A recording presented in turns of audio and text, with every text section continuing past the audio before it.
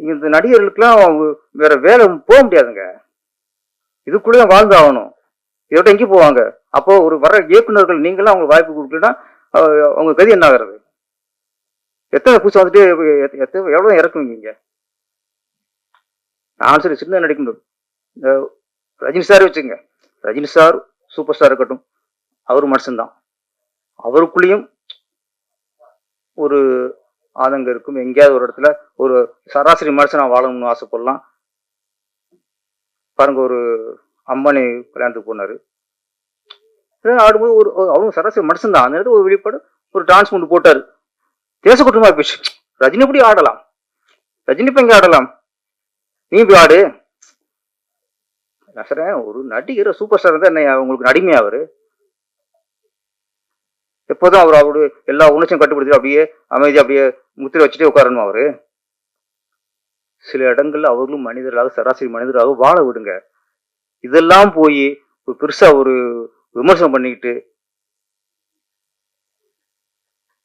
இதெல்லாம் பார்க்கும்போது அவருக்கு இங்க கூனி குருவாரு. ஏன்னா ஒரு சின்ன ஒரு இடத்துல சந்தோஷப்பட்டோம், ஆடிட்டோம்.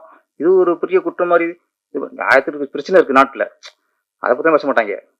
நடிகர் வந்து இங்க ஆடிட்டாரு. இங்க இங்க சுட்டு கொலை போடுவாங்க, வெட்டி கொலை போடுவாங்க, கலாச்சாரம் குடிச்சாவாங்க. இதெல்லாம் பிரச்சனை, நாட்டு பிரச்சனை நம்மளுக்கு. அதான் பிரச்சனை இல்லை. ஒரு நடிகை உங்க கல்யாண வீட்டுல வந்தா சின்ன மூணு போட்டா பெரிய பிரச்சனை நம்மளுக்கு. நான் சொன்னா ஆதேஷ் பழுதா மகேந்திரன் இவர்ல என்ன பெரிய நடிகர் ஆயிட்டாரா? பெரிய நடிகர் இன்னும் போராடிக்கு இருக்காரு. எல்லா திறமையும் அவருக்கு இருக்கு.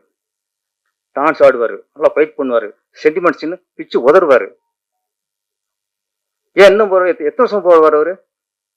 ஆனா ஒரு நாளைக்கு அதுக்கான இடத்த பிடிப்பாருங்க அவங்க, பிடிப்பாங்க அவங்க. ஆதேஷ் பழமும் இதுக்கு இன்னும் மிகப்பெரிய ஒரு இடத்த அவர் பிடிப்பாரு. ஆனா என்ன, இவங்களுக்கு போராட்டத்துக்கு இருக்கிறதே இவங்களுக்கு வாழ்க்கை இல்லைங்க. ஒரு ஸ்டேஜ்ல அவங்களுக்கும் ஒரு வெற்றி அடைஞ்சிட்டோம் அப்படின்னு ஒரு வரணும். நிறைய அது பேர் எங்கேயோ போய் இந்த யூடியூப்ல என்னென்னமோ பண்றாங்க. பேசுறதுதான் கெட்ட வார்த்தையும் பேசுவாங்க. அவங்களுக்கு தேடி போகுது சினிமா, அவங்களுக்கு தேடி போகுது. இங்க எத்தனை நடிக்கிறதுக்கு எத்தனை பேர் இருக்காங்க, இங்க எவ்வளவு கஷ்டப்பட்டுருக்காங்க. எத்தனை நடிகர்கள் வீட்டோட கொடுக்காம கஷ்டப்பட்டுருக்காங்க. நம்ம யாரை தேடுறோம்? இயக்குநர்கள் அசிங்கமா ஆபாசமா பேசுறவங்களையும் அது மூலியமா வியூவர்ஸை ஏத்துறவங்களையும் அம்மா தேடிக்கிட்டு இருக்காங்க. ஏற்கனவே வியூவர்ஸ் இருக்கு, படம் போடிட்டு இருக்கு.